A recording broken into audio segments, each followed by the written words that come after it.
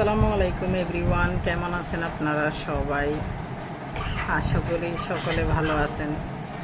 নিশ্চয়ই আপনাদের ভাই কিংবা আপনাদের ছেলে, আপনাদের হাজব্যান্ড কেউ মরে নাই কোনো চাঁদাবাজদের হাতে, সেজন্য আপনারা সবাই ভালো আছেন। কিন্তু আমি ভালো নাই, আমি এটা দুশ্চিন্তা করি।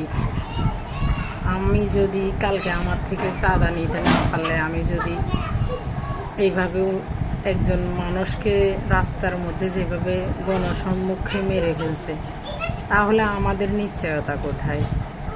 আমরা কি এই জন্য আওয়ামী লীগকে দেশ থেকে নিষিদ্ধ করেছি যে অন্য একটা দল এসে আমাদেরকে এইভাবে জ্বালাতন করবে? তাহলে আমাদের কি লাভটা হলো? আমরা একটা দলকে এইভাবে আমরা আমাদের দেশ থেকে তাড়িয়ে একটা দলের নাম আমাদের দেশ থেকে মুছে দিতে চাই, আমরা কি লাভ করেছি বলেন তো? আপনারা কে কী রেজাল্ট পাইছেন আমি তো জানি না, তবে আমরা কেউ ভালো নাই।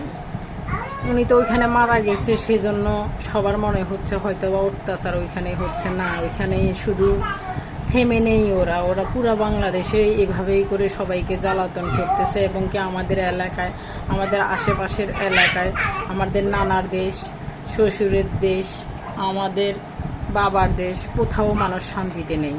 তাহলে এটার রেজাল্ট কি বোঝায়? যে আমরা গুনার জালের থেকে বের হয়ে এখন লোহার জালে পড়েছি, এরকমই কি বোঝায়? 9 জুলাইয়ের এই মর্মান্তিক ঘটনা আমাদেরকে এটাই বুঝিয়েছে যে হ্যাঁ, আমরা ইচ্ছা করেই আমরা লোহার জালে পা দিয়েছি। তাই আমি তো ভালো নাই। আপনারা সবাই কি ভালো আছেন সেটা অবশ্যই জানাবেন। আমি এটা তীব্র নিন্দা জানাই।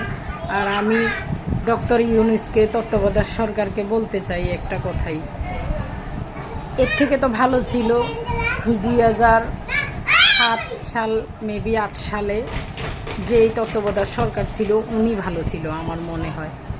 কারণ উনি শেখ হাসিনা চিনত না, খালেদা জিয়া চিনত না, কাউকে, কোনো দলকেই উনি চিনত না। সবার বিচার উনি করে তারপরে উনি ওনার দল ক্ষমতা ছেড়েছেন। কিন্তু আমাদের ডক্টর ইউনূস কী করছে সেটাই আমি ওনার কাছে প্রশ্ন রাখতে চাই। আমার কথায় ভুল ত্রুটি হলে সবাই আমাকে ক্ষমার দৃষ্টিতে দেখবেন।